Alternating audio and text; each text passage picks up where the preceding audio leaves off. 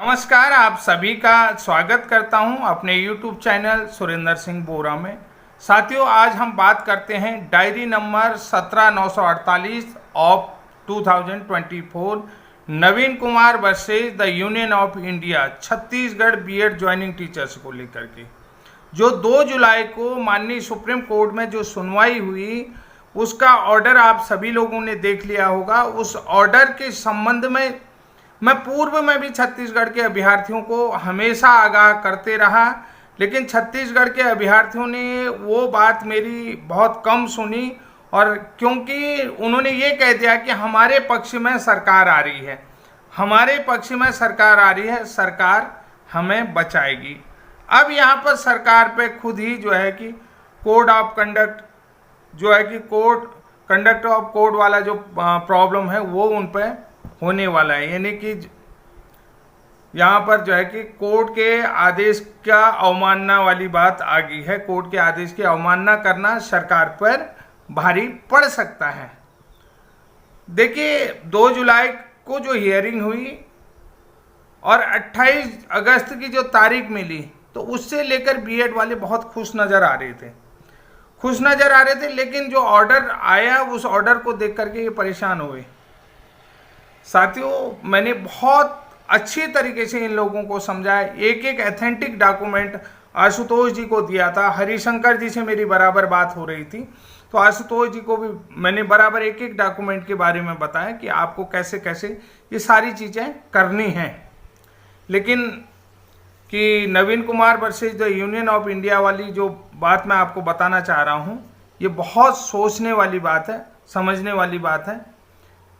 अब यहाँ पर क्या हो सकता है, ये सारी चीज़ें हम बताएंगे कि माननीय सुप्रीम कोर्ट में जो 2 अप्रैल 2024 के छत्तीसगढ़ हाई कोर्ट के फैसले के अगेंस्ट बीएड शिक्षकों की नौकरी बचाने के लिए Naveen Kumar versus union of India की याचिका लगी हुई थी, और जिसका डायरी नंबर 17948 ऑफ 2024 था।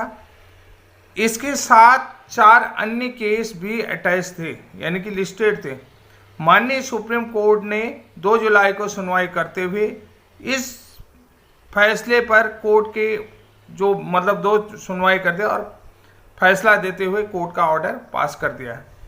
छत्तीसगढ़ सरकार की तरफ से जो है कि एडवोकेट जनरल जो है कि आपको बता रहा, एडवोकेट जनरल द्वारा कोर्ट को ये बताया गया, ये अवगत कराया गया कि हाई कोर्ट के फैसले में हमने रिव्यू फाइल कर चुके हैं और इसमें अगली डेट दे दी गई। तो यानी कि 28 जुलाई तक ये सारी चीज़ें हैं कि हमने जो है कि उस फैसले को रिव्यू किया है जो हाई कोर्ट ने दिया है। क्योंकि अब ये जो सारी चीज़ें हैं कि 2019 की नियमावली को लेकर के हैं।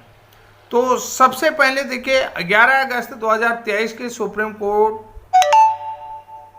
का जो फैसला है, तो माननीय सुप्रीम कोर्ट ने ऑलरेडी इस पर रिव्यू कर दिया है। जो 11 अगस्त से पहले जिनकी ज्वाइनिंग हुई है वो टीचर सारे सेफ हैं, यानी कि एमपी के शर्त में। उन्होंने कल इसको पूरी तरीके से क्लियर कर दिया कि इसमें 2 शर्तें थी। आप सभी को पता है कि 2 शर्तें थी कि नहीं, कि सबसे पहले सब्जेक्ट टू आउटकम नहीं होनी चाहिए भर्ती। दूसरी बात है 11 अगस्त 2000 पहले की ज्वाइनिंग होनी चाहिए। आपकी जो है कि ज्वाइनिंग जो है 11 अगस्त 2023 से पहले की होनी चाहिए। तो छत्तीसगढ़ बीएड वालों की ज्वाइनिंग तो 11 अगस्त 2023 के बाद की है। तो यहाँ पर उन पर लगातार ये खतरा पहले से बना हुआ है। अब रिव्यू फाइल करने पर सुप्रीम कोर्ट ने कह दिया है कि जो रिव्यू फाइल करने की बात आई है, तो सुप्रीम कोर्ट ने कह दिया है कि हाई कोर्ट अपनी सुनवाई करने के लिए, यानी कि हाई कोर्ट स्वतंत्र है वो सुनवाई के लिए, कि हाई कोर्ट जो है अपनी सुनवाई के लिए स्वतंत्र है। अब जो छत्तीसगढ़ हाई कोर्ट ने डिसीजन दिया है, तो वो तब के 11 अगस्त 2023 के सुप्रीम कोर्ट के जजमेंट के आधार पर ही अपना फैसला दिया है। यानी कि हाई कोर्ट जो है कि सब सुप्रीम कोर्ट के बियॉन्ड से बाहर नहीं जा सकता, उसकी परिधि से बाहर नहीं जा सकता कि जो 11 अगस्त का फैसला दिया है। और ऊपर से जो है कि माननीय सुप्रीम कोर्ट ने ये भी कह दिया है कि 8 अप्रैल 2024 के रिव्यू को उन्होंने क्लियर कर चुके हैं, कि यानी कि सुप्रीम कोर्ट जो है कि स्टेट गवर्नमेंट में डीएलएड की तरफ से, देखिए सुप्रीम कोर्ट में अब देख क्लियर कर चुके हैं कि भैया हम अपने फैसले को नहीं बदलेंगे, कि जो 11 अगस्त को फैसला दे दिया उसके बाद 8 अप्रैल को 2024 को जो डिसीजन दिया रिव्यू में लेकर, यानी कि 2 शर्तों पर, ठीक है। अब छत्तीसगढ़ सरकार पर जो है कि डीएलएड की तरफ से प्रेशर रहेगा और वो ये भी करेंगे, कंटेम्प्ट ऑफ कोर्ट का भी खतरा गवर्नमेंट पर रहेगा।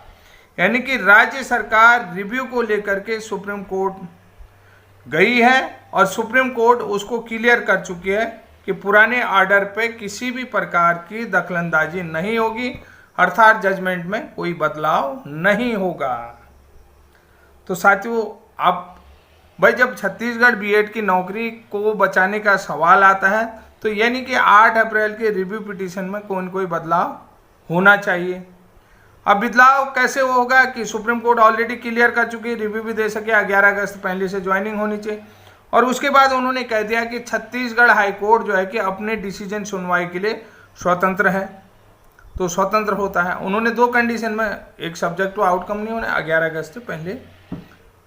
अब अर्थात मैं ये जानना चाहता हूँ कि अगर छत्तीसगढ़ के बीएड को बचाना होगा तो 8 अप्रैल के रिव्यू पिटीशन पे बदलाव होना चाहिए। सुप्रीम कोर्ट में बदलाव को ना कर दिया कि भैया उन्होंने कहा कि जो पुराना जजमेंट है उसमें किसी भी प्रकार का कोई बदलाव नहीं होगा।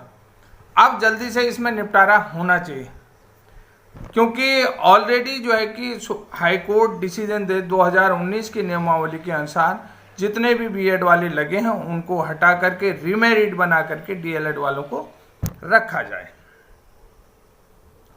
तो साथियों, यहां भी अब बात आती है कि बीएड ब्रिज कोर्स की भूमिका काफी महत्वपूर्ण हो गई है कि ये कैसे बचेंगे, कि सुप्रीम कोर्ट में ये पता नहीं है कि एनसीटी की तरफ से एनसीटी के नोटिफिकेशन 23/8/2010 के अकॉर्डिंग ब्रिज कोर्स का प्रोग्राम पहले से ही तैयार है, पहले से ही बनाया गया है।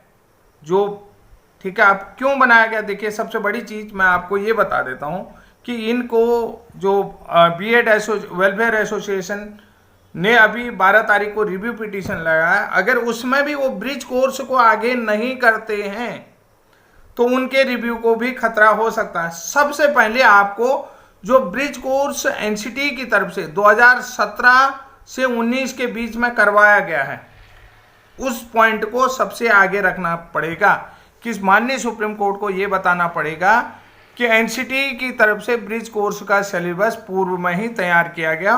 पूर्व में इसमें ऐसा नहीं है कि एनसीटी के नोटिफिकेशन 28/2018 के अकॉर्डिंग मंत्री के लेटर एनसीटी को लिखने के बाद ही बीएड को परमिशन दी गई है।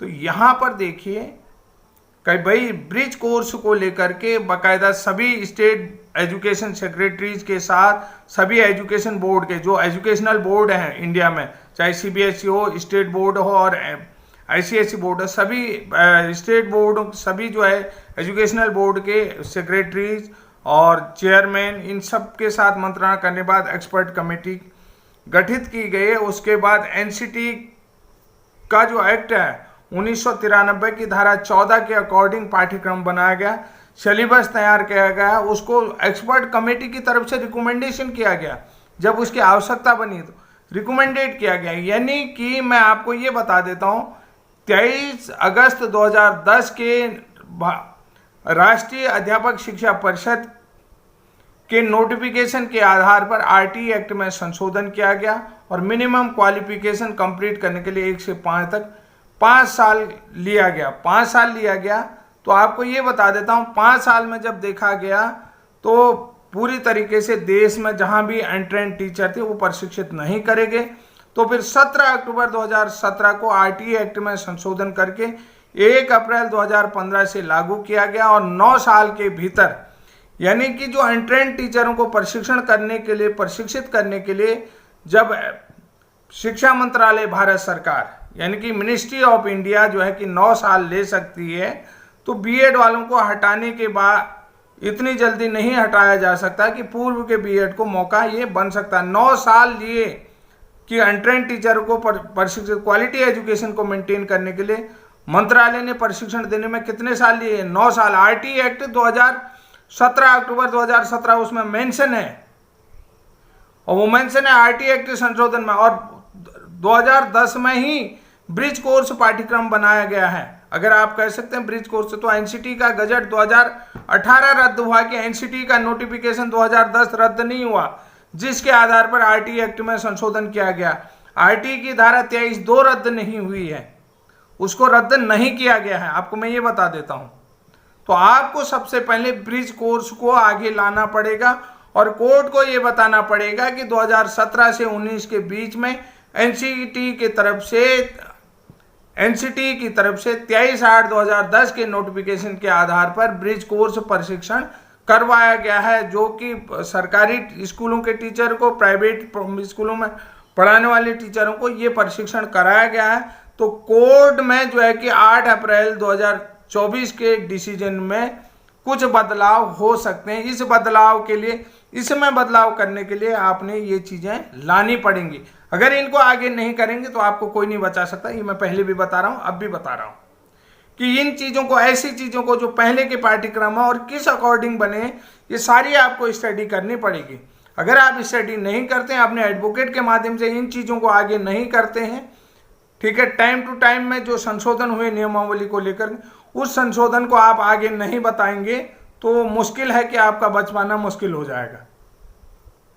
तो इसलिए जो है कि 28 अगस्त की सुनवाई में, और बीएड वेलफेयर एसोसिएशन ये पहले बता दिए कि ब्रिज कोर्स हुआ है और किस आधार पर हुआ, क्या उस ब्रिज कोर्स को करवाने के लिए पॉलिसी एजुकेशन मिनिस्ट्री, शिक्षा मंत्रालय भारत सरकार की तरफ से बनाया गया है, एमएचआरडी की तरफ से बनाया गया, और एनसीटी की तरफ से कैसे मान्यता दी गई है, ये सारी चीजों को आपको देखना पड़ेगा। और मैं एक चीज और बता दूं, अगर पूरे भारत के बीएड प्रशिक्षित मुझे देखना शुरू कर दें, जिस दिन मुझे देखना शुरू कर देंगे ना, उस दिन उनको पता लग जाएगा कि अधिकारियों की लड़ाई ऐसे नहीं, ऐसे लड़ाई, खुद सर्च करने लग जाएंगे, खुद ब खुद उनके पास डॉक्यूमेंट खुद ही उपलब्ध हो जाएंगे कि यार ये चीज़ है, और उन्हें सलाह की भी जरूरत नहीं पड़ेगी। जिस दिन मेरे वीडियो को ये देखना शुरू कर देंगे तो उस दिन उन्हें स्पष्ट आ जाएगा कि वो चेक करेंगे उस नोटिफिकेशन डेट को, जो नोटिफिकेशन डेट मैं यहाँ पर बता रहा हूँ, उस डेट को करेंगे, और उनको समझ में आ जाएगा कि हाँ आरटी एक्ट में ऐसे संशोधन हुआ था, और 23/8/2010 के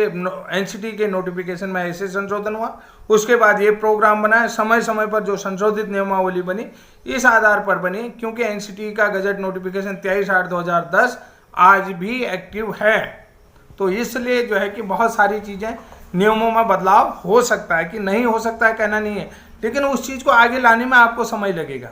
जब तक आप मुझे नहीं देखते हैं, मुझे नहीं समझते हैं, ठीक है, तो आपको वो चीज़ें नहीं मिल पाएंगी जो चीज़ें आप ढूंढना चाह रहे हैं।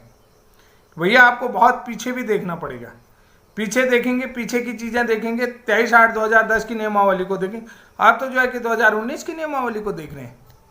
और उसके बाद जो है कि सुप्रीम कोर्ट ने अपना फैसला दे दिया है, फैसले के बाद जो है कि बीएड बाहर है। तो आप बताइए आप कैसे होगा, कौन देखा। तो साथियों आज के लिए इतना ही, तब तक के लिए जय हिंद, जय उत्तराखंड।